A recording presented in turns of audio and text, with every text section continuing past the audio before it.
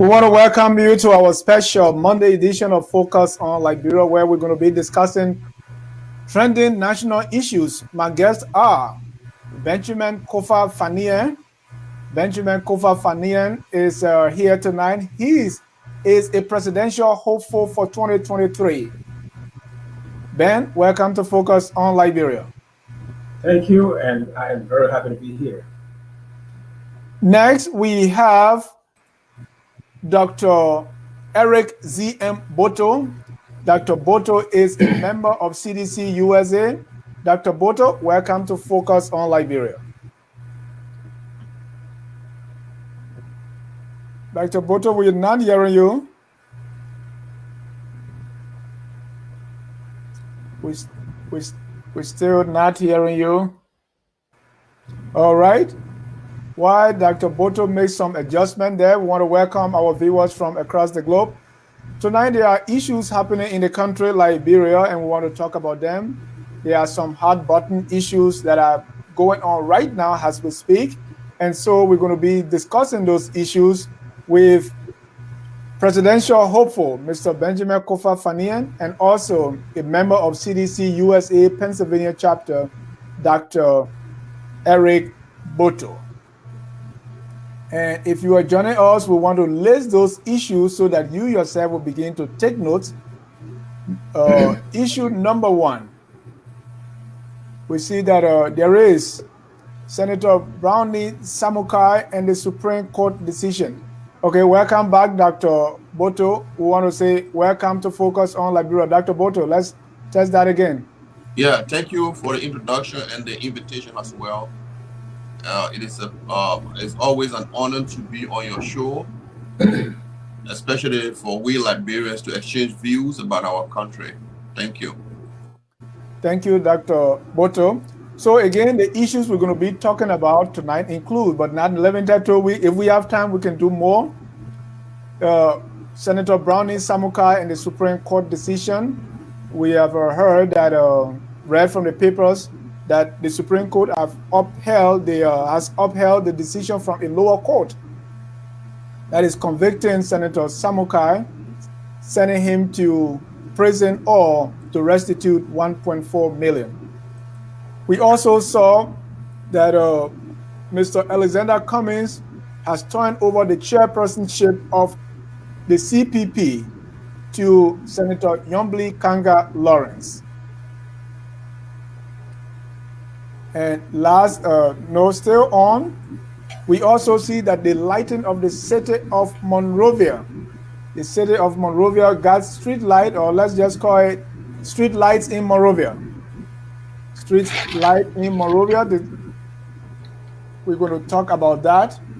And last but not the least is the president has submitted a supplemental budget.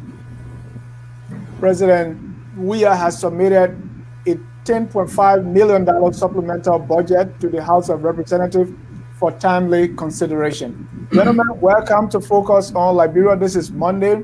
There are some breaking news. There are some issues going on, and I thought that we can discuss. So let me get your opening statement, Mr. Benjamin Kofa Fanien, and I want to mention he's a presidential hopeful for 2023. Once again, I want to tell you, thank you, my dear brother. I am always happy to grace your platform. This is, in my estimation, one of the best Liberian platform. When I come out here, it's always civil, and I always have an opportunity to learn and interact with very good Liberians. I'm very happy to be here. To everyone hearing the sound of my voice, wherever you are, I say good morning, good evening, good afternoon, and I look forward to a very vibrant and interesting debate tonight. So I thank you once again for inviting me, and I'm very happy to be here. Thank you. Thank you. Dr. Botoe. Okay, thank you for... You heard the overview of the issues. Yes, thank you. I think all the issues that you listed or mentioned, they are important, especially some of the development that is going on in Liberia, street lights, and making sure that those who embezzle or the corrupt ones are punished for enriching themselves at the expense of the people. And I think this is what most of the critics have been asking for in Liberia. Thank you for this opportunity tonight. Thank you. So let's get into it. On February 5, we saw this in Monrovia, street lights. And according to what we read in the papers, we had the lighting of the city. It was done February 5. Mayor Jefferson Cody, the mayor of Monrovia, he lit up the area, central Monrovia area. Senator Sir Joseph, he was lighting up the one from the ELWA to Bamoma, while President Weah were around the Claratown area. Ben, you watched this. What's your reaction to the lighting of Monrovia? And we saw the celebration in Monrovia that this has not been done in 30 years, and President Weah. Well, I must say this. First thing first, I must say thank you to the CDC-led government. For me, I try as much as possible to be fair. I think what happened with the lighting up of Monrovia is very praiseworthy. We will encourage the government of Liberia to do more, and we hope had hope that this would have come earlier, but it's never too late to do the right thing. So it's all around appreciated. What I want to strike here is it is kind of unfortunate that we also had an administration that led Liberia for 12 years, and we didn't see this kind of what I would call meager things happening. To put street light on, those are not huge, task or huge achievements. But for the fact that we haven't witnessed this thing for 12 sustained years under the UP leadership, that's why you see Liberians are ecstatic, because these are important things for the community. Street light ensures that everybody is safe, those who drive their cars as well as those who walk on the roadside. So all around, this is a very impressive feat. It is something that I would praise, but I will also encourage them to widen it. The most important thing I would stress here is the maintenance, because these things, when we enact them, when we stage them, sometimes it's just for fanfare or it's just for show. I hope and pray that the CDC-led administration has a detailed maintenance plan where these light poles will be regularly observed and maintained, so that this lightning that we have enacted will stay long and also help improve life at night. So it's all about praise. And one thing I say, when CDC does something good, I will praise them. When they do things bad, I will condemn them. This is one aspect that I've seen that is worthy of praise. So I say thank you to the CDC-led administration, and thank you to everybody who was involved in this effort. It's an overall good thing. Dr. Botoe, well, there was a lot of jubilation. People are even saying this has never been done. What's your take? You're a member of the CDC. Yeah. You see, when I always told people is that patience, the patient dog will eat the fattiest bone.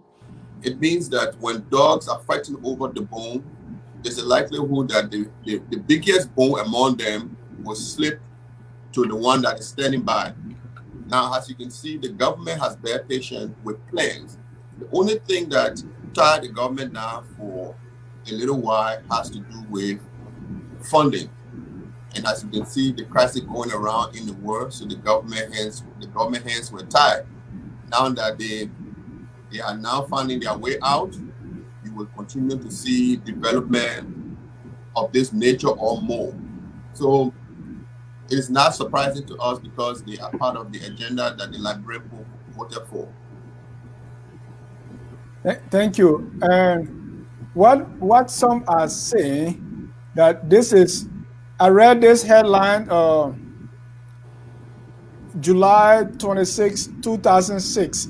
The headline reads, like 6 months after inauguration, Ellen Johnson Sirleaf lights up streets. This was Monrovia. Anyone remember that story, Ben? Do you? No, I think that story is woefully inaccurate, because I have evidence that that story is false. It's totally misleading. Right. This is from the Congo time. This was right now reading from All Africa, July 26, 26. There was jubilation on the streets of Monrovia Monday as street lights lit up most streets of the Liberian capital. The feat was in fulfillment of a promise made by Liberian leader Ellen Johnson Sirleaf on her inauguration in January 16 this year. That's what I'm saying. What I want to bring to your attention is we saw Yeah. some form of street light in Monrovia, Yes. again, Monrovia, by President Sirleaf. When President Sirleaf got in power, I think there was a commission, the beautification of Monrovia, that was headed by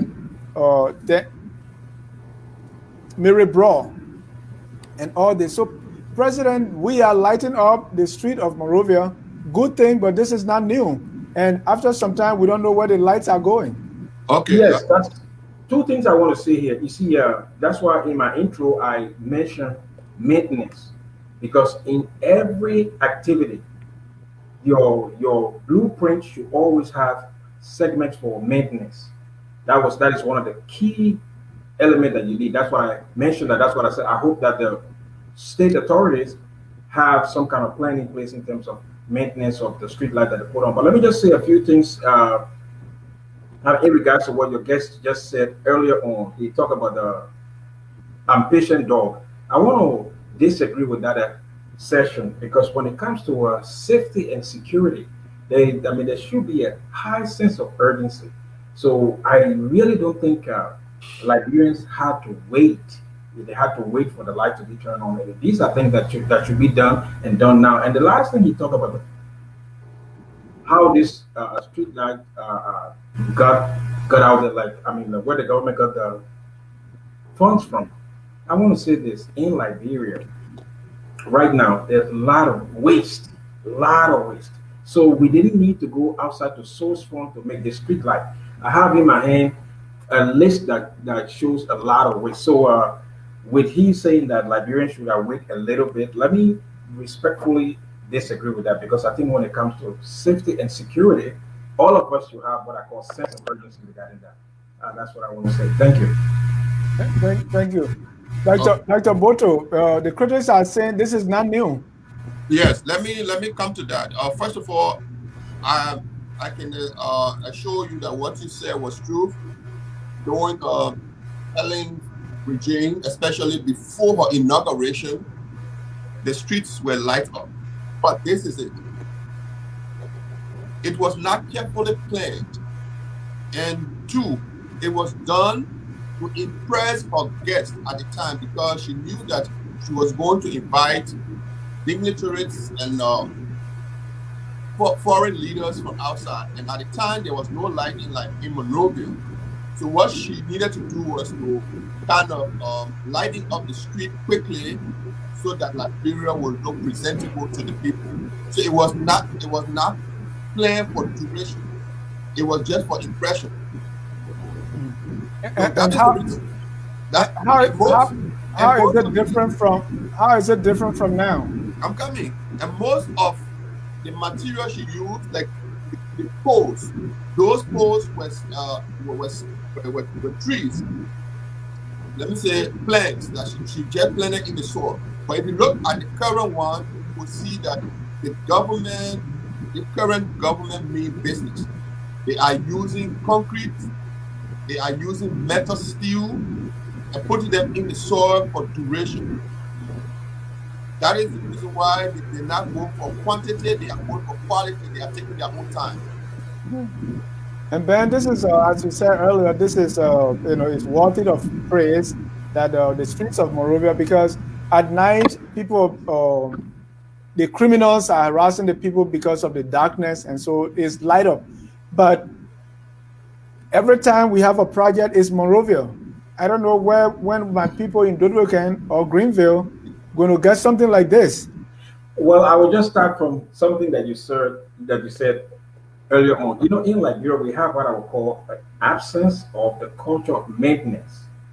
I mean, look at it's in every aspect of our lives. Everything. We build things and we don't maintain them. If you drive around here, even where you live, you will see people maintaining roads, bridges, maintaining buildings. So I think to a large extent we have to develop or inculcate in ourselves the culture of maintenance. And what you just said, I mean, in terms of this good work being spread out, I mean, all around Liberia. I will want to refer back to what my friend, I mean, the guest just said. Planning. I will tell you this: planning in Liberia, most times they are not done in details. Because whenever you engage in this kind of thing, you must have what I call a strategic plan. Just like what you said, Monrovia should have been used as pilot based on how this thing was done in Monrovia. They can gauge where they failed, where they succeeded. Then they could replicate that same thing in other areas. So I don't know what the plans are because we have not seen it. We are not told nothing. I hope and pray that they have some kind of blueprint, some kind of game plan that they are using as they do this major work. I will appreciate that. Right.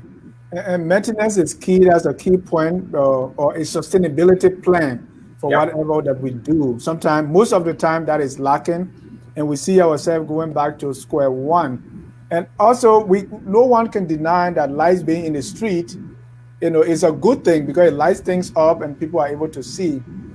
Or I spoke with people in Monrovia and said, I don't know where this is, whether it's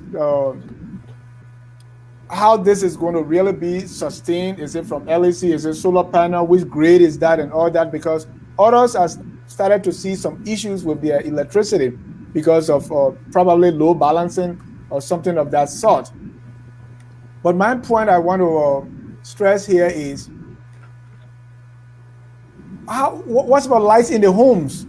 I want to be thinking about that too. What would be more beneficial? Because lights in people's home, maybe for business, and this is just for the streets. Yes, people will not be harassed, but what about lights in the homes, in the business center? So that wouldn't that be a little more beneficial? Dr. Boto, what's your feeling? Yes. With the homes, I think the government first started with homes, and then the distribution in the home started becoming a little bit challenging for the government when people started stealing lights. And those who first of all applied for the lights started selling and illegally distributing it. That is the reason why you will see that when the government kind of carried a transformer, up less than a month or two, those transformers kind of gave up because the government distribute the lights in the homes according to the application. But then when they then carry the transformer that they are expecting 10 homes, they end up getting more than 200 homes because illegal distribution. So the challenging part Liberia is facing when it comes to home is the clustering together of the homes. So we have to get back to the drawing board, and Liberians themselves, we have to be sincere. Now look, if I apply for the light, I will use it and use it for my home alone. Right now, electricity theft in Liberia is making the government to lose not less than 6-7 million US dollars. And Dr. Boto, not to interrupt you, what does that tell you? It means we're probably putting the cart before the horse. So it means we have to start with people earning income, jobs. Because if these people have income, if the people are working, they can pay for their own electricity. Okay, and now you are saying in order to, there is a problem, there is a challenge with people having these things in their homes. So in order to bypass that, let's put them in the street. Okay, let me come to issue of homes. Electricity theft in Africa is on the increase. It's not just Liberia. Even the African larger economy, South Africa. If you go to their township, Soweto, you can Google it right now. Soweto, Google it too. Most of the larger townships where you see homes are clustered together, it makes it easier for people to kind of give light to neighbor. And then makes the government to lose income. So what is happening is this. What should happen is this. It should start with the people themselves, sincerity that look, we will use the light for ourselves for consumption. Those it's not that the government want to give it to them, but they are illegally distributing it themselves. And it's So not just Liberia, what it's plans the do you both. put in? Well, let me bring in Ben, because if these things are happening, what plans are put in place to solve the problem? I thought you Okay. were going to say, let's start with the city planning. People are Yeah, building let me everywhere. come in. Yeah. Let me Yeah. end let me just illustrate. Okay, The end your government thought. started with this. The government started with prepay. The prepay where if you spend $10 for the electricity, you will use $10 electricity. The people then started crying foul that no, the light they normally purchase do not last longer. Because the reason the government wanted to do it that way, so that if you get $10 electricity and you give it to your neighbor, it means it's on you. So the only solution, and I think I agree with the government, is prepay. What you buy is what you use. And the clustering together, I agree with the issue of planning, city planning again. The zoning law in Liberia had not been enforced. We have to go back to our zoning law where homes have to be spacious at least so that the government can have chance to provide the resources and the amenities in those areas. They are coming. Thank you. Ben. Ben. Yeah, you see, when my guests say this, I would say I am not too happy because with the issue of people stealing electricity, this is how I will solve it as president of Liberia. Let me tell you the simple way to solve it. It's just a lack of management acumen at LEC, number one. Number two, it's a lack of accountability from the leadership in the country. Let me tell you why I say that. When people steal life from LEC, you know what that tells you? These LEC employees are the ones sabotaging LEC. The tools that people use, to reconnect a light that have been disconnected, you can buy it in the store. You cannot buy that in the store. What happened is LEC employees will go out there and disconnect homes.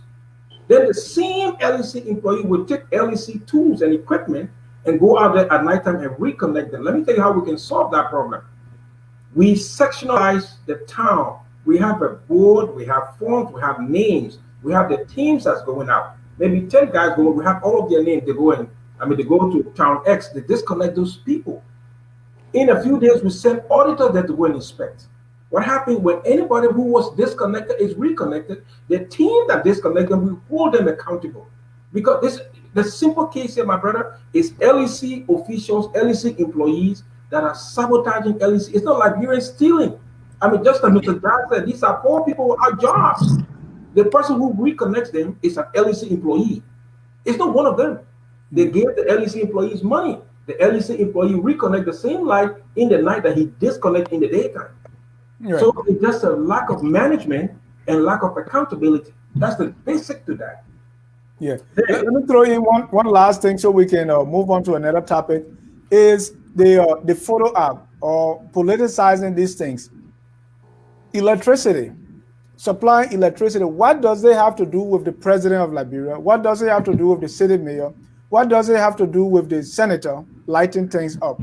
Why can people or the relevant authorities that are doing these things, if it is LEC, if it is any other company, why can't they go? I'm looking at, and someone would say, oh, you are comparing America to here. But I see streets here being constructed. I see new buildings being built.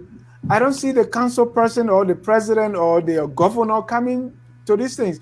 Why is the president or why is the government not giving the actual people that are doing these things so that they can shine too? Why is it being politicized? And so because of this now, because the president injects himself into these things, and so opposition see that and say, oh no, because it's giving the president credit, so let's do everything else to discredit this effort. Dr. Boto, let me start with you. How do you see that the president, the settlement, and all these political leaders, they are putting themselves in the front, and this is undermining whatever they are doing for people to see? Why can't give this to the actual people that are doing the work so that we see what they're doing and hold them accountable? Okay. Before I come to that, I want to a little bit touch on what my brother Ben said in response to my argument. the issue of electricity theft is not just to Liberia. I said Africa. I can give you, if you Google it now, you will see Ghana is struggling in a place called Malam in Accra. Nigeria is struggling right Dr. now. Botoe, we have electricity even on the camp, so I don't want you to go there. At the time, we had electricity on the camp, but the electricity on the camp, because of electricity theft at the time, could not last long. So that's what I'm trying to say. Electricity will come, but if the people themselves are not sincere and not use it the right way, it will not last long. And that's what has been happening, not just Liberia, across Africa, especially in the densely populated areas. So let me go back to your question now. No. So are you saying it's because I'm sincere, that's why I'm paying my electric bill here? Because of my sincerity, I'm so godly? Yeah, your sincerity comes with when the area where you live is not clustered together. I said clustered together. When the people are clustered together, it comes with they not being sincere. The likelihood of people not being sincere in that area is high. Like okay, go to the question. I don't want to go into that church thing. Yeah, that people got to be holy before they get light. But let's go into the next one. Let me the Buduburon thing. The piece of land for Buduburon was designated for 15,000. We end up having 60,000 Liberians. So that means a land that was designated for one person is now being occupied by 4. So then it resulted to a lot of things. With one of those has to do with the electricity theft. Let me go back to your question. The enlightening of the city by the president, he wants to tell the Liberian people that the narrative you are hearing out that I am not doing anything. This is one of the things that I am doing. Do not listen to the negativities that yes, Liberia is not moving forward. So he comes forward to symbolize it that yes, look at what I am doing and look at the narrative that comes with it or that follows it or precedes it. So he's telling the Liberian people that look, despite the negativity, we are moving forward. So it has nothing to do with so much with politics. It's just reassuring the Liberian people that more will be done and we are doing it. Ben, I don't buy that because the president can be everything in the country. The boss start with the president. You don't have to physically be in the street before. Yeah, go ahead, Ben. I think what it boils down to, like you said, the successes are few. The successes are very few. So every little thing that is done presents an opportunity for them to identify, to showcase themselves. You are right. These are things that we shouldn't see any government official. Let the work speak for themselves. We shouldn't see them there. Your work, your achievement, your activities, they will speak for themselves. But like I said, the successes are few. So that's why every opportunity that avails itself, you see everybody there. People leave their job. People leave their work. I mean, we're talking about losing man hours. Yeah. To go in the street and just waste time. It is just a total waste of time simply because, like I said, the successes are few.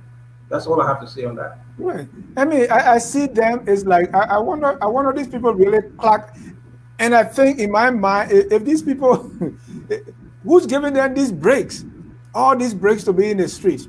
Yeah. If there's one street, one or 2 centimeters of street, the president, the entire cabinet, everybody is there.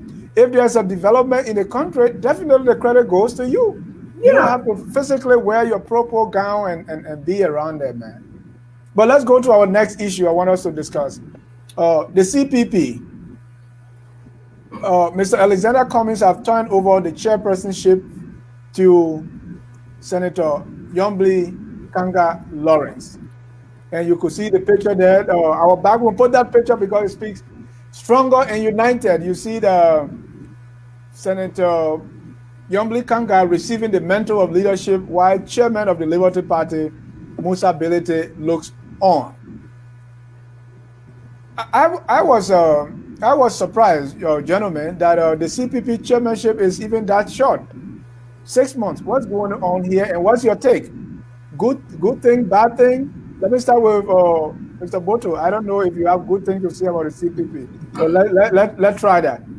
CPP, as I always said, when we have a vibrant opposition, that tells the world that we have an organized government in waiting.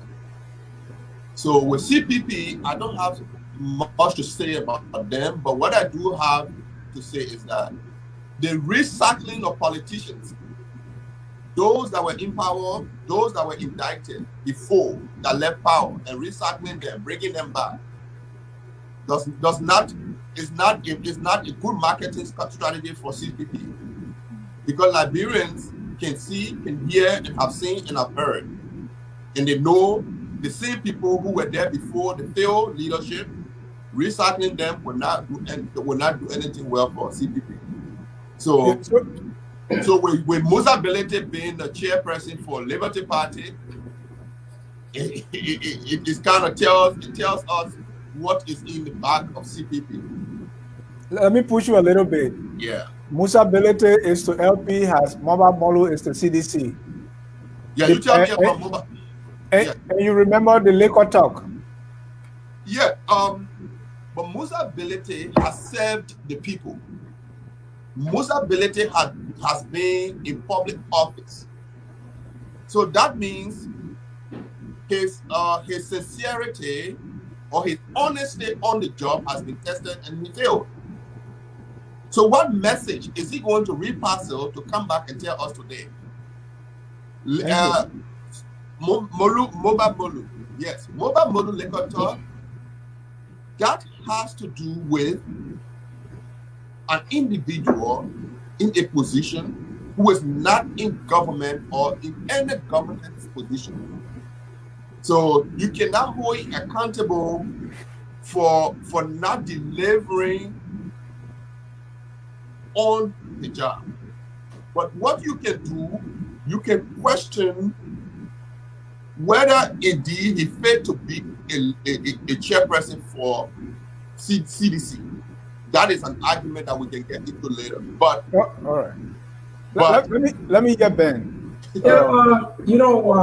When I look at the CPP as an organization, for me it represents what I call the tragedy of Liberia. The tragedy. These are four major institutions. Four, not one, not two. Four of them. Mr. Jah, I can ask you right now. You will not be able to tell me what the CPP stands for, what alternative the CPP are proposing to the Liberian people. It is okay to come and say George Weah is bad, George Weah is bad, fair enough. But what are you offering as an alternative to George Weah being bad? So the CPP is simply hoping that they will scream loudly enough that George Weah is bad, and at the end of the day, they will replace him. But this is a case of musical chairs. One day Young Lee, the next day, it is worth nothing. It's just a tragedy. I mean, what is the CPP selling? What are they telling us? Why should we even vote for them? These are four institutions as we speak right now. They form a merger. You cannot go to a website and read about some of their proposals. You cannot. So who are these people? What are they offering? I mean, you can't just be in the news. You have to provide Liberians with alternatives. You have to say, okay, George Weah is doing this, doing that. This is our website. This is what we stand for. Go there and see some of the things that we intend to do. So, this is just, I think it's just to just throw dust in the air, just make noise, with the hope that Liberians will be so angry at George Weah enough that they will vote for him. But that strategy will not work, because come 2023, I believe I will be the winner of that election. All right, and we can leave that for another argument. But here is the thing: a lot of people expect the CDC, the CPP, to be, a shadow government. Yes. I don't think that's their role, right? I don't think they should be there to say, okay, government is lighting up Clay Street, let's be lighting up Jamaica Road. Government is doing this, so let's have our own budget, right? opposition, they serve as a check on the government, and they're doing that very well in my view, right? They are pointing out the issues or the missteps of the government and say, hey, elect us, we're going to do it better. And they've been screaming very loudly. The Liberian people, according to from what they read from the midterm elections, is saying, hey, as long as you can come together, we tire with the current system. We want to replace it, but we want to see seriousness on your side. So as long as you come together, we can give you our vote, and I think that seems to be working. I think Liberians are being tricked. I think Liberians are being tricked because, like I said, they have presented nothing. You cannot find where CPP proposals are. I'm not saying they should go and put light on the street. I'm saying they should show us their agenda, what they stand for. But they are not doing that. They are only screaming that George Weah is bad. It's easy to say George Weah is bad. It's very easy. But what are you going to fix in regards to the bad thing George Weah is doing? Let us read it so we can even debate, we can argue it. They have no agenda. They have nothing to show us. So how do we elect? We can't vote for them blindly. Okay. That's why here they say you have to vote from an informed standpoint. People have to have information in terms of what you stand for. They don't have a website. They do not. So what are we? So what are we to make from the noise that they are making? Ben, maybe they are not IT like you to have a website. But let's go to Dr. Botoe. Yeah. Thank you. I'm taking from this is that CPP, according to what I agree with my dear brother Ben. CPP, when you criticize, in government, when you criticize somebody and you say the person is not doing something right, the people expect you to put forward your platform or your view or the alternative the right way.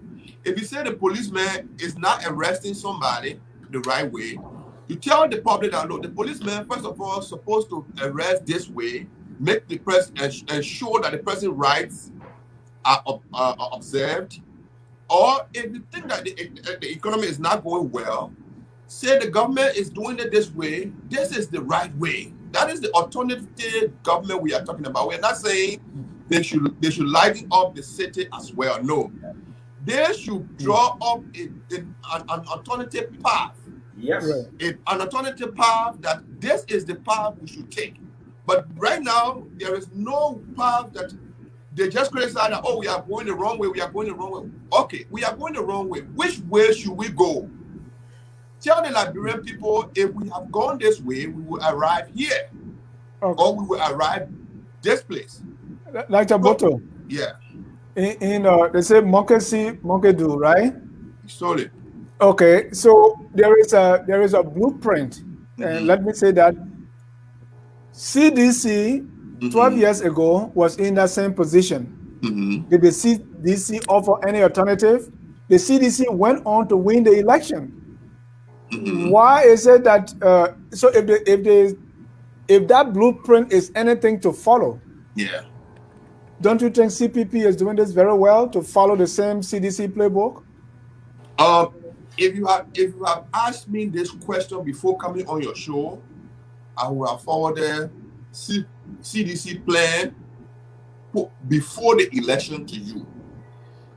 The reason most people did not pay keen attention to CDC plan before the election, they thought that CDC was a party of hooligans. So most people were not paying attention to CDC roadmap. We had a roadmap. CDC has a roadmap. But this is what I always tell people. Your roadmap, to a certain extent, when you reach near the river, your plan to use the canoe to cross. When you get there and the canoe is not there, you then re-strategize either to swim or to put a rope across like other people would do and use the ferry. Let's go to Ben to discuss the CDC roadmap. Yeah, Ben, let's talk about the CDC roadmap. You said that's a canoe, right? Or did you mean the CDC canoe? No, unfortunately, maybe the other guests don't know, but in 2011, as well as the last election, CDC had a plan. I put those plans online. In 2011, we had what they call the Agenda for Transformation. documented. It's still online, right? I personally put them online. And in the last election, we had what they call the Change for Hope. We had those are documentation. I contributed towards the documents. They are detailed roadmap of how Liberia should have been uh, uh, uh, uh, transformed. And that's one of the reasons that I left the CDC, because we had a blueprint and we totally deviated from that blueprint. We had a plan. 2011, as well as the last election, I put those plans online. We had an agenda, full-fledged. All right. Okay, let me come to the Kino issue. The Kino issue is when we got there now, we realized that there's no money. Oh. The current government, the government we inherited a very broke government. So then we have to re-strategize whether this roadmap we have in our hand will work. Let's leave that, because this issue of broke government, the former president as well as the former finance minister refuted this several times, that you did not inherit a broke government. But that's for another topic. So when you said Kenu, I thought the CDC leaders like Arthur Zakama, they like Joe Jackson, like what's the other guy who was on the news the other day? I thought they carried the canoe. I beg you, let me say one last thing. Okay, go ahead. 30 seconds. Sorry, my friend. Liberia is not broke. Liberia is just mismanaged, and there's lack of innovation. The government we inherited a state. We inherited a state. It is lack of innovation and selfishness that brought us where we are today. So that's all I want to say. All right. Let's go to Brownie Samukai. Supreme Court upholds lower court verdict on Brownie Samukai. Ladies and gentlemen, if you are just joining us, this is Focus on Liberia. We are discussing trending national issues. My guest, Dr. Eric Z.M. Botoe, he's a member of CDC USA. I also have Benjamin Kofa Fania. He is a presidential hopeful for 2023. What you will hear from him tonight is very similar to his platform. Ben, you already have a website, right? And these plans are there. Yes. You can go to Kofa2023.org. That's KOFA 2023.org. You will see all my plans there. All right. Here is the story. The Supreme Court of Liberia has affirmed the verdict of the lower court convicting Lofa County Senator-elect Brownie Samukai and others to 2 years imprisonment or the restitution of $1.4 million. This news was reported. I read that from Front Page Africa today. Ben. Yeah. You heard the story. We all followed the story before the elections that Brownie won in Lofa. That there was this AFL money that he misused or misappropriated or misapplied. Now Brownie is senator, and then the story today. What's your reaction? Yeah, you see, like I said initially, these kind of instances, they are what I call the tragedy of Liberia. From the fact that this case happened prior to this man becoming, to this man landing on the CPP ticket. So how did he get there? This man was in a court of law, being accused or being tried and found guilty for stealing. How did he end up on the ticket? Sorry, my brother, this is just a tragedy. Liberia needs leadership. How did Brownie Samukai get on the ticket? That's what I have to ask anybody. How did he get on the ticket? He was being convicted of an offense in a court of law. This is sad, my brother. It is now we are in what we call a constitutional crisis. We have someone now whose conviction has been confirmed by the final court in the land. So we have a convicted criminal who will be sitting in the Senate as a senator. What happens next? We can't go nowhere because this is a final court. My question I have to ask to what you asked, my brother, how did Brownie Samukai land on the CPP ticket? Those organizations, those institutions. But CPP is not the election commission. It was clear and satisfied by the That's elections? what I said. The CPP. How did he get on? How did he run on the CPP flagship? How did he? I mean, somebody How should did he have said become a no. candidate? Yeah. Somebody What, should have said no because he was found guilty prior to. Prior to the election, he was convicted prior to the election. What happened today? The court only confirmed what the other court said. So it's nothing new here. My only question is, I cry for Liberia. I feel for Liberia because look at the kind of characters that are in leadership. We have a convicted criminal will be sitting as a senator. That's all I got to say, my brother. Dr. Boto, others are saying there could be a CDC hand in this, another cabinet Janet scenario. Well, if you say Kabila Jane scenario, then that means you don't trust the judicial system in Liberia. If you don't trust the judicial system in Liberia, then it means there is no governance. So what are we saying? Are we saying that Wahini Samukai should go free for corruption? Are we saying that Samukai was right to misuse or embezzle the government money for personal use? No. The judicial system in Liberia, there will always be critics of any situation. But the fact remains that this happens before the elections. Yes. So there's no way anyone can say the government is part of this. No, the government indicted him before, and he was not the only indicted government official. The Salid, I think I said this before on your show that my government, the CDC-led government, is gradually coming out to go after those who enriched themselves at the expense of the Liberian people. And we are seeing it. And I mentioned Samukai. And you can see that, yes, not what the public, most of the time, what people don't understand is not what we know, but what you can prove or either prove to exonerate yourself or what the prosecutors can prove for you to be found guilty. So that means the evidence in court were overwhelming for him. And the Supreme Court saw it the prosecutor's way and then found him guilty. So this has nothing to do with this happened even before the elections, before he could even become a candidate. Who knows that he thought that he ran to this to become a safe haven for him. That okay, if I run here, then they will leave me. Tomorrow, there will be no prosecution. No, the law is the law. Right. And before I let you go, because there are a lot of other cases similar to that of Brownie Samukai that have not been prosecuted, that nobody is talking about. Ben, you agree with me? Why you agree with me? I want you to disagree with me, but go ahead. This is what I call, and I will keep on saying that the tragedy of Liberia. This is not an isolated case. Brownie Samukai is not an isolated case.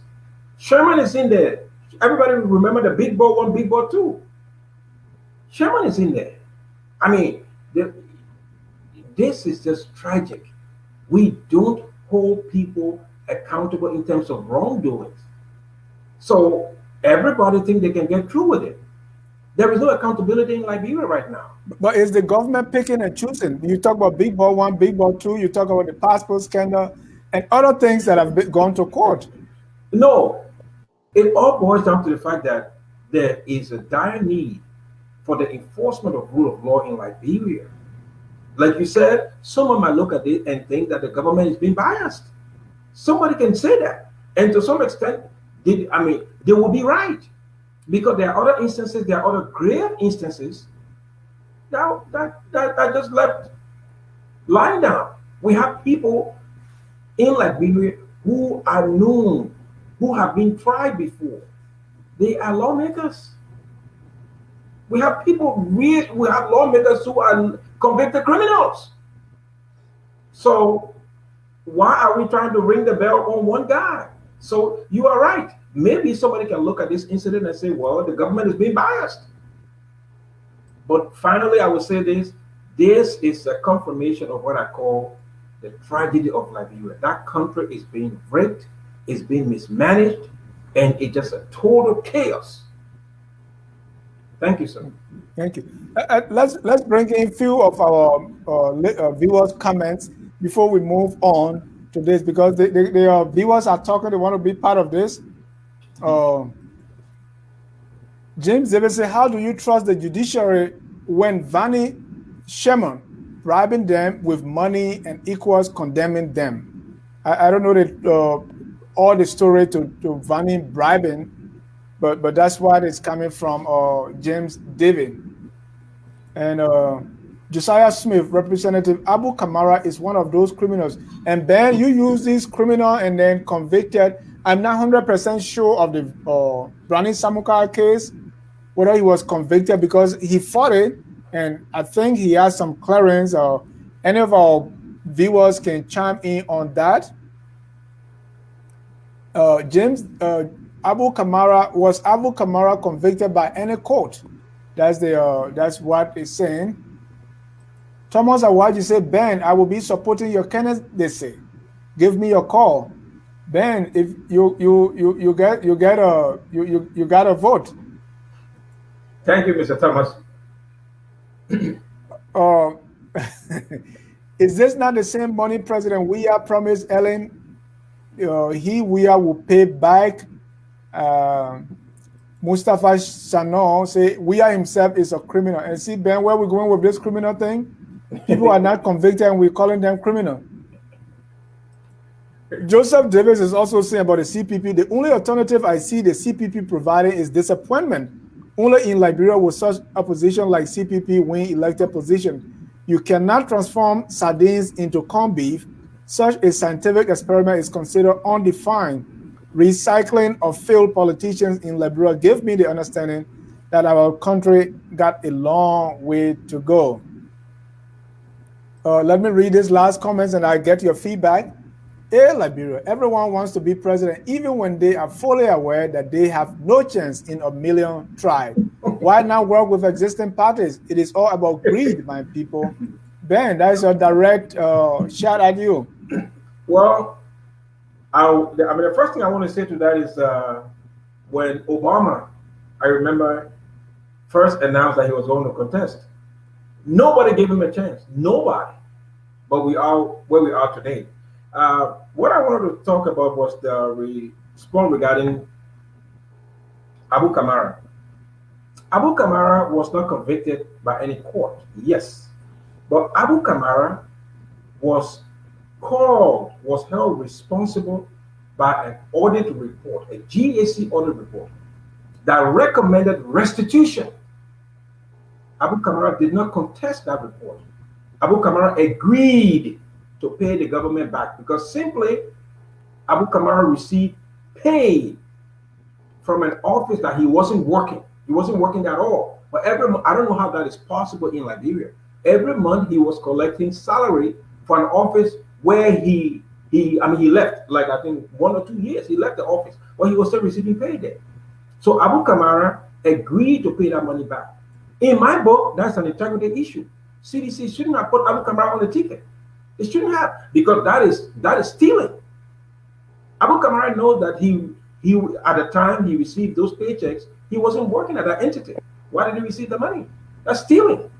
So he too, even though it was not, a law court, he was held liable based on the audit report. And I think that is huge, and he shouldn't have been on the CDC's flag. He shouldn't. Dr. Botoe?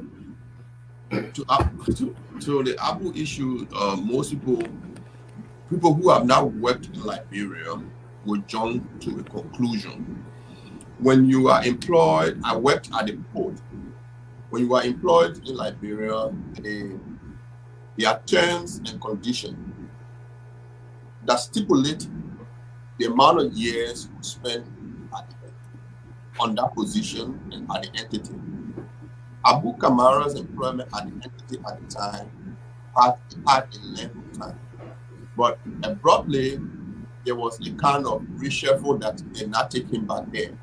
So it then had to do with the human resources getting back to Abu and working out terms and conditions, but Abu was still on pay.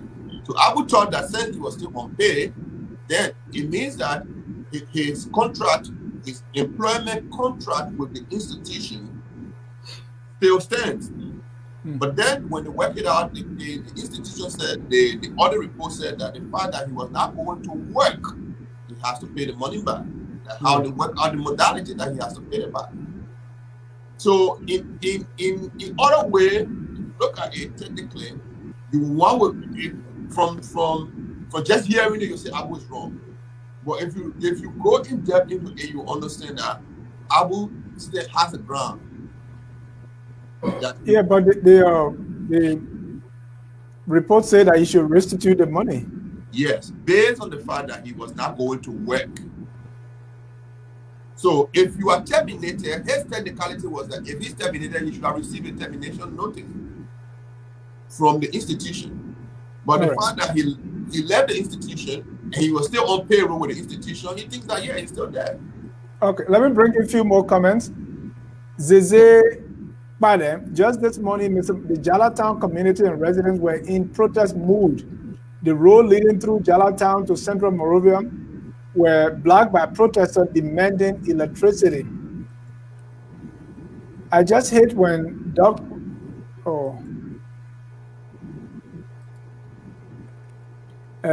Thomas Awaji is agreeing with me. Absolutely, Dennis. The people need jobs. That's why they steal the electricity. Liberia is an interesting place. Electricity is a necessity. And still on that, I just wanted for us to bring in more on the Thomas Awaji also said there were lights in Monrovia and many surrounding areas during the last administration. The problem is theft and maintenance. And Ben, you have another voter here. Ben Finn 2023 loading, brother. We will fund that campaign at all costs. You're the only candidate capable of transforming Liberia. On the Brownie Samukai case, now we are at a point where Brownie Samukai is senator. Supreme Court is saying we are upholding the lower court decision. You either go to jail for 2 years or you pay the money. Where you guys think this is going, Dr. Botoe? I think the fact that he was found guilty, that in itself is felony already. So Liberians now have to petition the lower house to ensure that Samukai is removed from the Senate.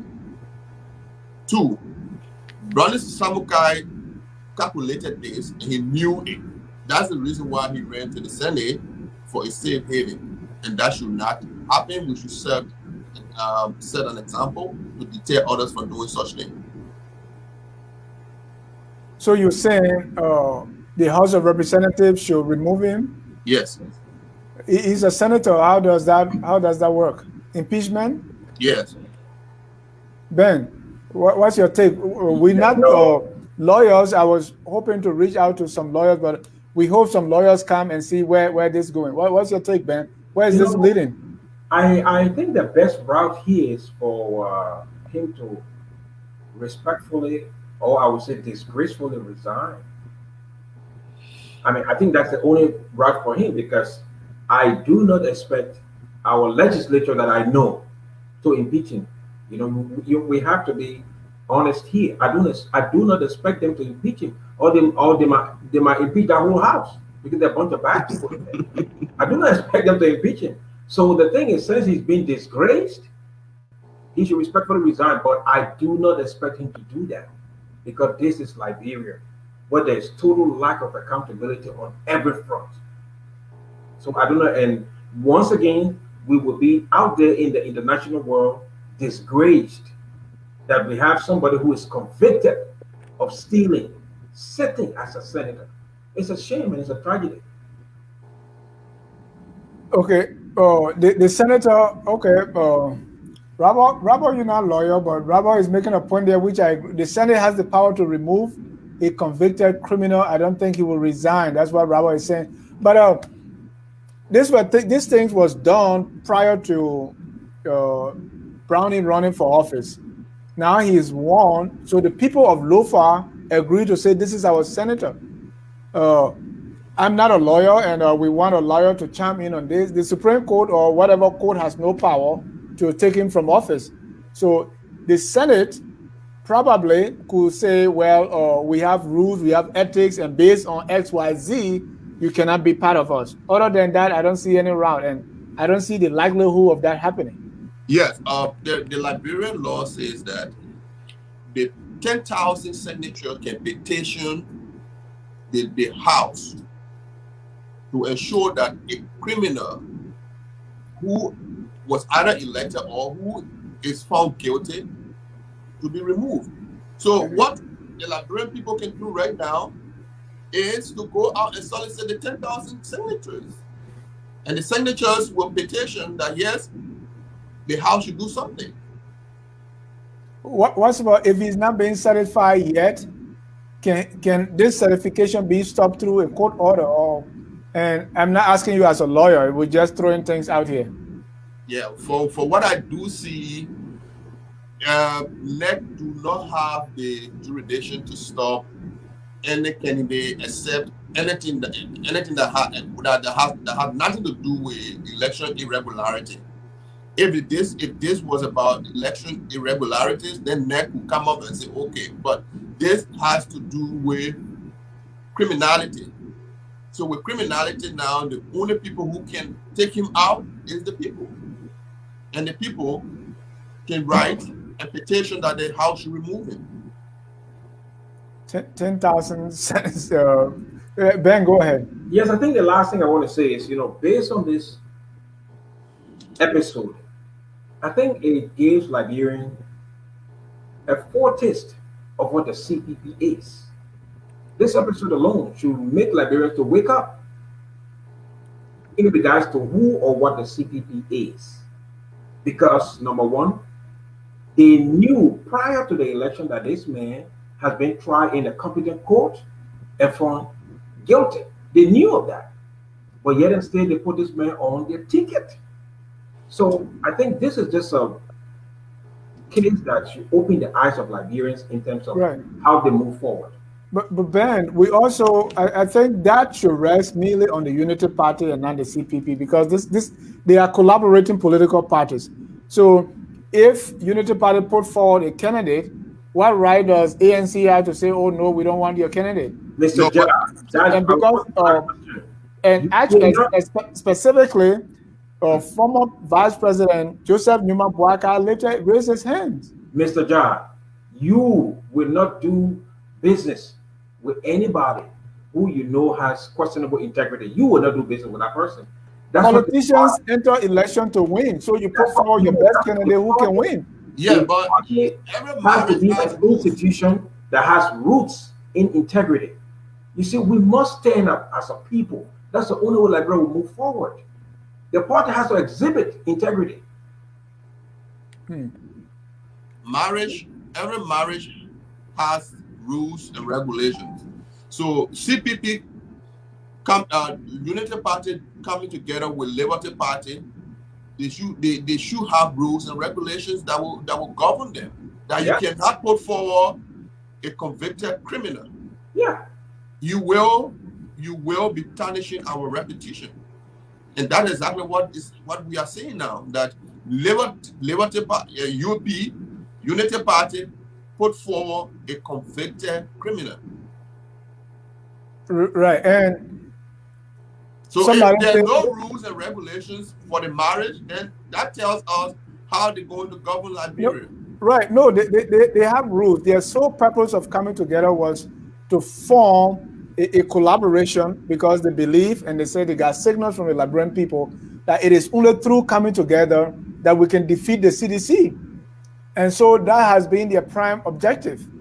And so far, that's working for them. And politicians will want to win. They say you put forward, when it happened for Thomas Fala, we asked the sedition, they say, well, you put forward your best candidate who has the possibility of winning.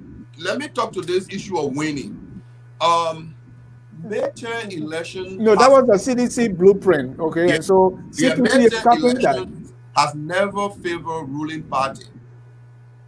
So if they base their argument or their jubilation on midterm, they may be missing the mark. If you will follow the the electoral pattern in Liberia, midterm elections always going against the ruling party. But when it is time for electing the president, the people go back to the drawing board to the candidate they know. So they can even put all the opposition parties together and put them against George Manning Weah. Weah will win them landslide. Marking your diary today. I think Ben can explain that better. Okay. about that. All right. Disagree with that we have to leave it there and move on to the budget issue. Yeah. Again, if you are just joining us, this is focused on Liberia. We are discussing some trending national issues here on my guest, Dr. Eric Botoe. Dr. Botoe has his PhD in anthropology, Botoe? Right. So anthropology, theology, you name it, Dr. Botoe is there. And then Ben is a presidential hopeful. Robert Gagwa is saying the CPP has a standard all collaborating parties sign on to. So if you put forth a candidate that doesn't meet the standard, they will reject him. I don't think that was in the standard about because according to Browning, he was clear, and then the court in the election commission has its own rule that clear Vanning. So Browning, so he and then Samuel Sanders said that is a lie. I don't know which one, Mr. Sanders, but he put that comment when Dr. Botoe was speaking. So. Oh my God! It sounds too raw. This James David say what's about you should answer about the president child support issue. We don't want to go there. Child support cases are a little different from what we're speaking about now. He's talking about integrity issue, but let's move on to our next issue, which is the budget. And budget keep coming back, okay? The president has submitted 10.5 million supplementary budget to the House of Representatives for timely consideration. Dr. Botoe, you know a little bit about this finance accounting issue. What is a supplementary budget? It could be that the government now needs more money than what they thought. So hold your thought. Let me read this. Okay. The budget was approved in the tune of 570 million. If the supplementary budget is approved, meaning 570 plus 10.5, now it's going to be 580 million. So yes, your definition is right. Supplementary means we have this money, let's supplement it with this amount. And let me add this before we go on. The president indicated that the sources of the supplementary budget include 9 million from ArcelorMittal and a grant of 1.5 million from the Kingdom of Morocco. Dr. Botoe, again, talk about the supplementary budget, why we need this. Yeah, I think the president spoke about this issue of ArcelorMittal in his speech that yes, the government and ArcelorMittal were working on modalities as to how the government can raise funds for developmental agendas. So I think it should not, if the president is saying that yes, we're getting this money from ArcelorMittal, that means that yes, the investors have seen the way the government wants to use the money and agree with the government that yes, indeed, we can give you the money. Most of the time, this supplementary budget, I think the government kind of following the path of Salif. The government wants to be transparent. According to the Liberian law, any expenditure that exceeds 10 million must go through the House. That is the law. So looking at this, the government is in the right position and is doing the right thing because it is the law. Anything that goes above 10 million must go through the House. Now, this is it. Salif, during her regime, she went through the same path without going through the house. That's the reason why today we are now facing problems. She went to these investors and got some money from them to call it pre-taxing, and then use them. So when their government came to power now, the government look at it and say, oh, but the investors are saying, oh, but we already gave the previous government something. So with this, that is the reason why I told you before, we are always wants to show your hands clean. That is the reason why he crafted it as a supplementary budget and submitting it to the House for review. So the Liberian people can see that, yes, if it is approved, we'll know how the money will be used and the purpose for which he's requesting for it, so that there'll be no noise tomorrow. Good. And Ben, I think we already know the purpose. Well, when I look at this again, sorry, this will be my byword when I go to Liberia. It's tragic. The president of Liberia referred to this as a windfall. I don't know if whoever wrote that speech understand what that term is. Class it as a windfall. But let me say what I have to say here. It's not about how much they got. When I look at the numbers, because I crunch it, this $10.5 million is literally going to be stolen in broad daylight. I have documentation here to prove what I'm saying. You see, when we talk about these things, let's get down to the nitty gritty. These are where in his speech he said they were going to spend all that money. But everything that is listed here had already been paid for in the real budget. So what I'm asking, the first thing I'll have to ask here is, were the initial estimates wrong? If so, how do we, if so or if not, how do we justify additional spending? And when I show you what I have in my hand, our audience will cry for Liberia, because everything that is listed on this sheet has already been paid for in full. So why? You mean allocated or paid for? Yeah, they've been allocated and paid for in full. It's already done. So now we're adding money to something that's already done. For me, it amounts to waste and it amounts to fraud, because what we are adding will be used not for the purpose that it was intended for. Ben, I didn't have a chance before the show to go through that budget. I only read that in the paper that these were put forward. But do we have specifics as to what this is? Yes. Let me give you one. The first thing is he's talking about $900,000 going to the RIA road. But let me tell you this. This is when he dedicated the RIA road. This is when he dedicated that road. Let me just quote what they said. They said, funding will come from ECOWAS Bank for Development and Private Sector Investment Group. Now listen to this. The funding total that we have received is $94.5 million. They said they've received that money. The total for the road, because that's what they said is the cost of that road, $94.5 million.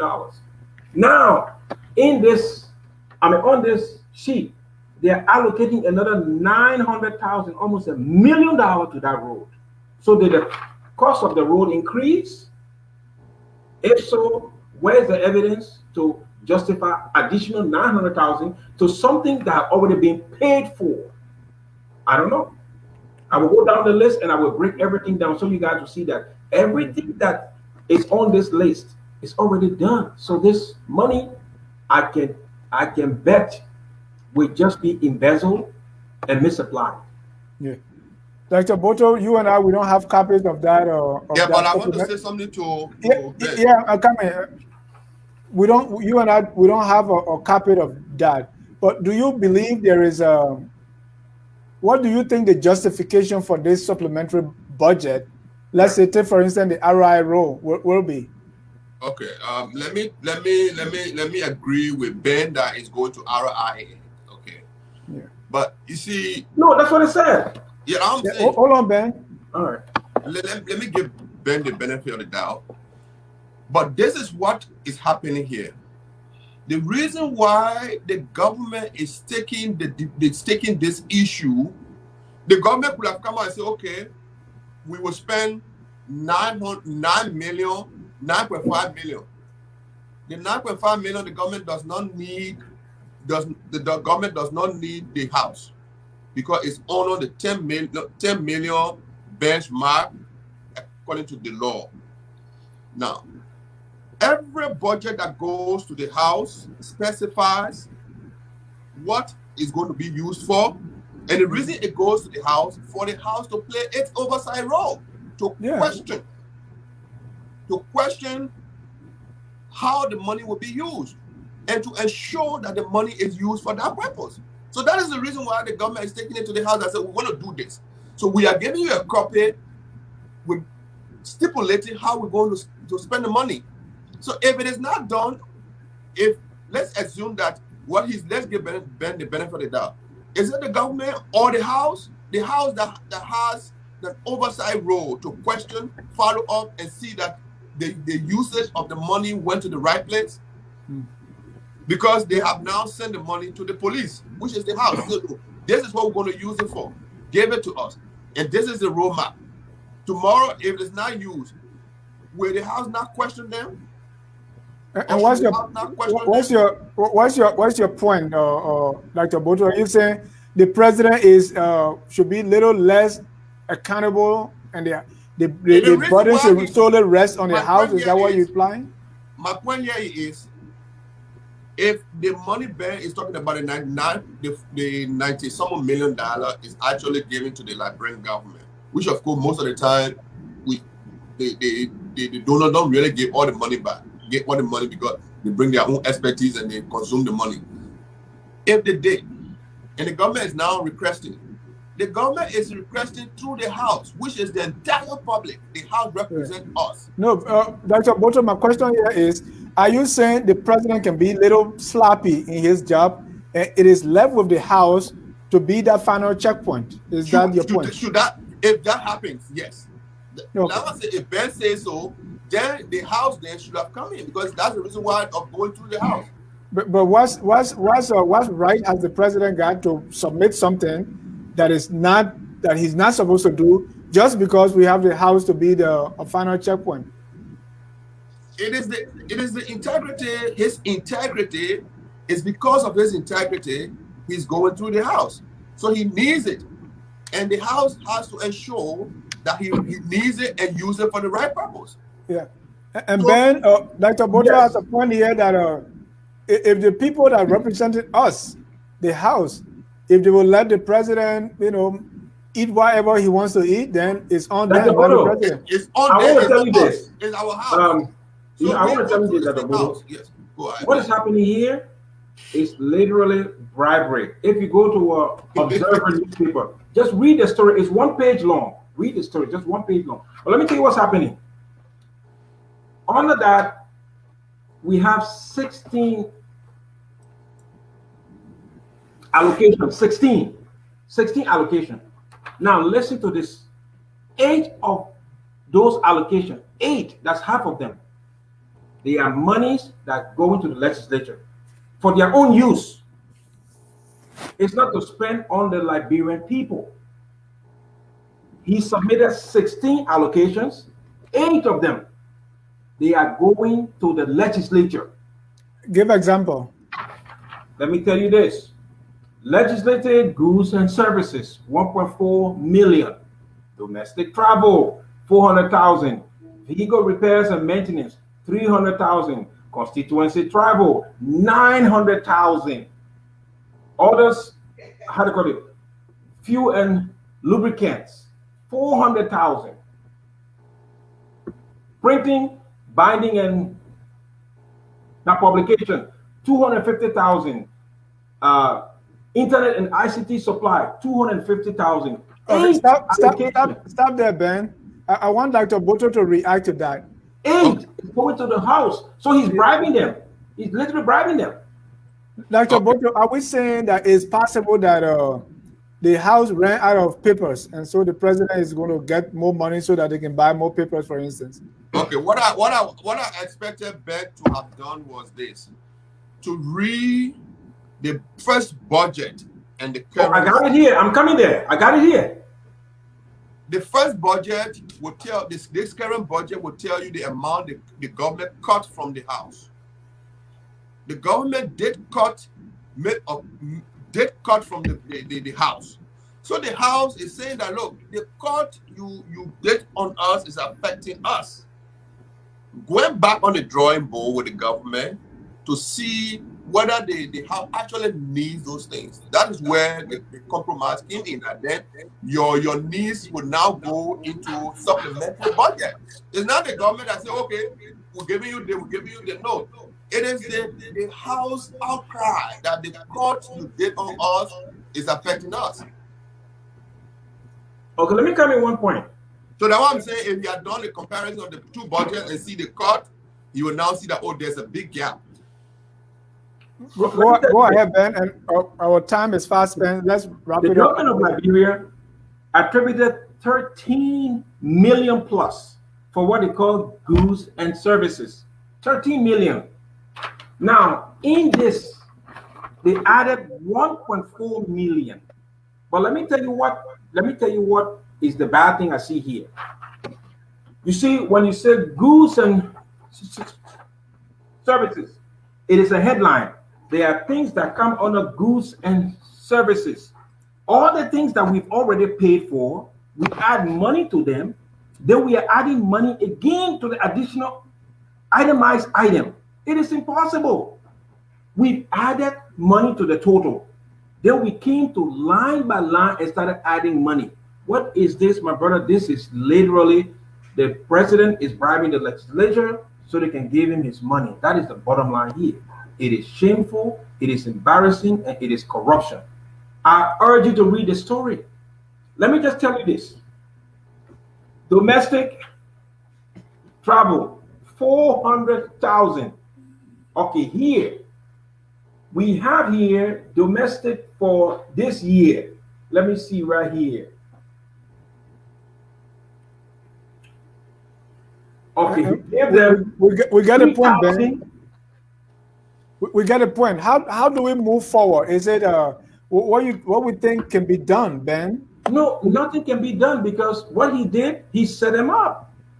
He gave them half of all the allocations so they will pass it because it's money coming to them. It's money to be spent. He buying them gas, repairing their cars, generator, paying for paper, internet. So they will pass that budget. Because almost half of the allocation that he put there is going to the lawmakers. It's not going to Liberians. It's not benefiting Liberians anyway. So they just essentially, he's bribing them to pass this law, and it will be passed, my brother. I can bet you that. Yeah, according to Minister Tue, if you pay the legislator more, then when citizens go to them to beg for arms, then they are in the position to give. So probably if you increase their budget, Dr. Botoe, what's the way forward? You think this budget should pass? You see, most of the time, I always say that we Liberians should start questioning our lawmakers themselves. The lawmakers themselves have to start making report to us. Then we will now start, because that's the lower house. If somebody is, that document is reading is based on the request of the lower house. Because the government the Ministry of Finance went ahead to cut the budget of the house. And the house started crying that, no, you cut us, so you hinder our progress. So they say, okay, get something. So it's not the government wake up one morning and say, we're giving it to you, giving it to you. It's based on the So here's the thing. You scratch my back, I scratch your back. What do you think? That's it. It's not scratch your back. You say I caught your money, you crying. Then I say, okay, I feel sorry. I understand. Let's put it here so that at least we can work together. But what did you look at first before cutting, and what has Because changed? we look at first that we did not have the support, we did not have the hand. But now that we have asked for extra help from extra sources, I think then now you can get something from there because we didn't have it first. The one from Metal Steel is I think is the 9 million. Yeah. Do we know what that is? A loan, advance tax, It could be what is it? advance. It could be advance because that is interest as Sally went through. Again, another market do. So, because if you anytime you take the advance tax, you are borrowing against the future of Liberians. Yeah. But gentlemen, I think we've had a healthy discussion. Let's see if we have a few more comments that we can read, and then we'll be summarizing the whole thing. Amon Songo, if the supplementary budget is passed, the House will have no way of knowing whether or not the 900,000, for example, was used for the RI road or not. Only the Ministry of Finance and Development Planning has access to the expenditure record. The House doesn't. I don't know if that's oversight role. If the people can make report, you can call them back for hearing, right? Yeah, you can. Ben said the truth about this money. This money will be eaten by the president and his people. He said that we are and his boys. I don't want to call anyone boys. These are not boys. These are men. For me, I've asked the government to ask the investor what to do with the money with supervision. But government collecting this money, it will disappear. Dr. Botoe, how can you defend the issue of Thomas Fowler stealing county development fund? Dr. Botoe, I see you shaking your seat. I'm not shaking. You know, sometimes wild allegations can make me laugh. All right, let's wrap this off. We discussed a couple of issues. You know, my question is, from what we've discussed so far, you know, coming from the street light, and time again in this street light, we don't see sustainability plan, we don't see maintenance, or sometimes we don't see safeguards being put in place to make sure that these things are protected. I mean, 1990, if you went to Fender campus, the engineering college, man, if you look at the toilet, you literally can drink from it and it still be clean. That's how clean it was. But after some time, it's all a mess. So we have had this problem for so long. And the street lights, the first street light, we saw that people were taking the boats, right? And I heard a story that Bacchus Matthew, the late Bacchus Matthew, had his car. They left the car and went inside, and by the time they came back, all the 4 tires were gone. And what he said the masses are hungry. So when the masses are hungry, you expect power theft. You expect the bolts from the light poles to be removed. You expect these things to happen. So how do we address these things in the long term? That's on the light situation. Then we come to CPP. We saw the CPP came together. Their sole purpose is let's come together so to defeat the incumbent. Nothing more, nothing less. And I'm paraphrasing. They had a CPP framework which came out. It was withdrawn, and up to now, we don't know where it is. So we still don't know those rules that's supposed to hold people accountable when it comes to electing who's supposed to represent who in these elections. And they have a way of a CPP chairman spending 6 months. And that tells me that they probably don't trust each other. It's like, you know, when we were eating, 3 persons eating, and then someone came and took the light, we all hold hands because you don't want anybody to put their hand in the food. So the CPP is spending just 6 months. I don't know what anybody can accomplish within 6 months.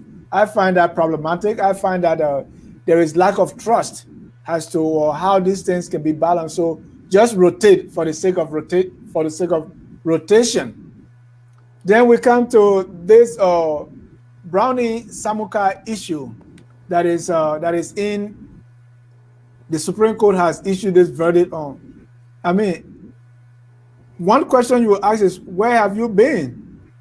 Okay, there were a lot of issues even with the referendum, and the Supreme Court ruling was kind of fuzzy. And now we've watched this movie before from the Supreme Court with Kabina Janet. And so anything going to the Supreme Court, people are getting little anxious as to what will happen. Why has the Supreme Court waited this long to bring down this verdict? Why? I mean, everyone was there. Why nobody stopped Brownie Samukai from running? And now he's senator, and probably the CDC did not win the required number of seats they anticipated, and this is what they're coming up with. People are concerned, and that's for a good reason, because once bitten by a snake, you are afraid of even the skin of the snake. Now coming to the budget, Ben has access to it. I didn't read it, so I can't make much comment, but it's kind of a little surprising that these budgets, we keep adding something to it. Sometimes we recast it, sometimes we supplement it, and I don't know what's coming in on the revenue side, but it looks like we are. Just a few days ago, we're talking about liquidity issues in the banks. To solve that problem was to print more money. Now there's a supplementary budget, and almost 95% of that is coming from the company, probably through taking our taxes in advance. Let's conclude on these issues. Let me start with Dr. Botoe. Thank you so much. I think the issue of Brownie Samukai should tell the Liberian people that CPP is recycling politicians, and not just politicians, and that CPP, a government in waiting, as I will put it, is giving a platform to convicted criminals. That should tell you that CPP does not mean well for Liberia.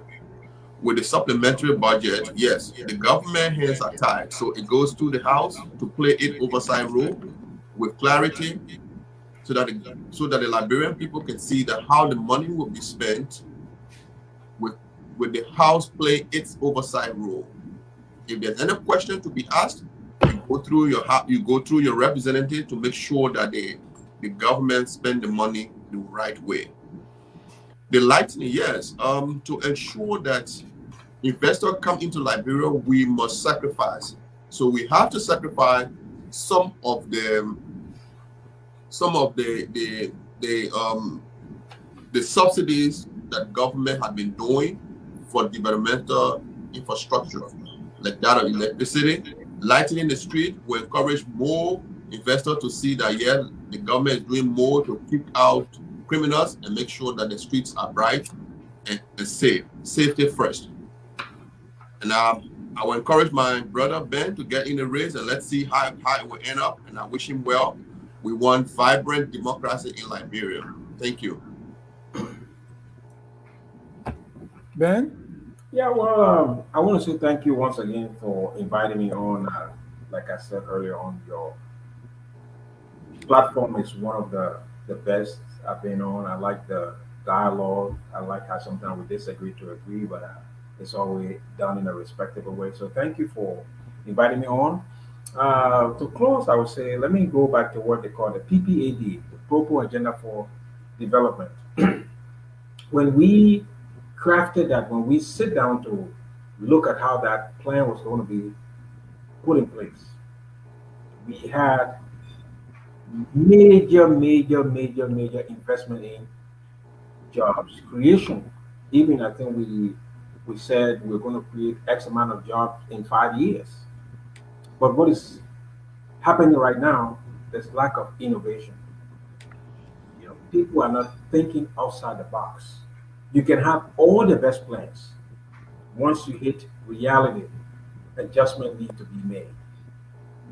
What is happening right now with the sense of hopelessness, joblessness, poverty, no light, people in the street today and angry, it's because they are basically lack of opportunities. The people in leadership have to think, they have to be innovative, they have to do whatever possible to make sure that jobs are made available for the hundreds of thousands of young Liberian men and women that don't have it today. And one thing that I go to bed every night scared, if we continue down this path, crime in Liberia will go up simply because we have lots of young men with no jobs. And now the major thing I want to close on tonight, we talk about the law makers, their constituencies. I want to encourage Liberians, every Liberian, inside Liberia, to participate in the governing process. Citizen participation, that's how they call it. Lawmakers do not work in isolation. Their constituents have the responsibility to hold them accountable. In Liberia, we had someone who mounted a stage and said they should increase her pay simply because her constituents come to her office to beg. I thought that was a very shameful remark to make. When I am elected, I have a responsibility, I have a social contract with my constituents to craft legislation to improve their lives. I don't expect them to come to my office to beg me. So I want Liberians to be sufficiently involved and hold their elected representative accountable. That's the only way Liberia will move forward. And last thing, this thing that George Weah sent to the House today, I want the House to roundly reject it because it's just stealing, point blank. Thank you. Thank you. And to do justice to our viewers, let me put the last comments. James Davis says, street light without security is no light because even the poles are missing. Hamilton Zilli, he who comes into equity must come with clean hands. Thomas Awaji, crimes are not being committed in the main street. We need lights in the community where real crimes are being committed. So you that's a good one. And Vincent P. Kia said, you guys are opposition that paying people to do that because of hate for the president. In other words, opposition are paying people to steal the light, to steal the bolts, to have power theft because they don't like the president. Isn't that interesting? And this one from, again, Sonny Boy said, those things have nothing to do with the CDC. Mandia Wright, Mr. Jai, I've enjoyed your exchanges today. Great show and good guests. Thanks for the program. Before we close the broadcast, we want to share some what's coming, what's in the pipeline. Let's start with this one. We have some interesting shows lined up for you that we're going to be having during this week. We have a brand new show, our Pan-African Spotlight. That's a show on Pan-Africanism. Our guest will be, or the host of this is Sekou Kele, who's joining us from Canada, and our FOL Freetown correspondent, or West African correspondent, Edward Amara. This comes to you 1 p.m. That's every Wednesday at 1 p.m. Eastern. We'll have our Pan-African show, or the Pan-African Spotlight. The month of February is Black History Month, and so for the entire month, we're going to be dealing with Liberian history. Yesterday, that was Sunday, we had the history of presidential elections since 1847 by Josiah F. Jokai. This Sunday, we're going to have the dominant presidency, history, and effects by Dr. George Clay Keir. After that, we're going to have presidential policies, the centralized state, again by Dr. George Clay Keir. And in between, we're going to have Cape Masurado, the history around the coming of the settlers on Cape Masurado. That will be done by Jason Carr. And we're going to end the month, conclude the series with Dr. Keir again doing presidential policies, that is their development policies. So keep it set right here on Focus on Liberia. Also, tomorrow on the Hour of Politics, Mr. Isaac Jackson, who is the founding spokesperson for the LP, that's the Liberty Party, will be here on the show, The Battle for the Soul of the Liberty Party. Isaac Johnson and others have been calling for the resignation of the newly elected chairman of the Liberty Party, Mr. Musa Bilete, wanting him to be replaced by former Senator Clarice Davis Jar. Coming up, also, we're going to have a fundraising program by Yasa Lavla, who's the founder of this program, M-A-M-E-R, MAME. This is going to be held on February 19 at 4 p.m. Eastern. For these and many more, please keep your dial set right here on Focus on Liberia, where we educate, we elevate, and promote all things Liberia. Gentlemen, I can't thank you enough for your time. We enjoy your company. Thank you so much for agreeing to come here and discuss trending national issues. The only way we can move our country forward is to keep talking. You know, sometimes I get the criticism that, oh, you guys, all you do is talk, talk, talk. Yes, even God talked for the world to come into being. So there's nothing wrong with talking. We have to talk. All the good things of this world started with talking, and that's why we must talk. We want to also thank our viewers for staying here, spending their Monday evening with us. Until then, from all of us at Focus on Liberia, we want to thank you so dearly. Even those who will watch later on YouTube, continue to subscribe to our YouTube channel. We are the best in the business when it comes to the quality and diversity of programs that we do here. So keep watching and support us, subscribe, and even give us some donations sometimes so that we can keep this going. Until then, from all of us here at Focus on Liberia, say good night, and we are closing with our song. We are Liberia. Liberia is our home. Liberia people.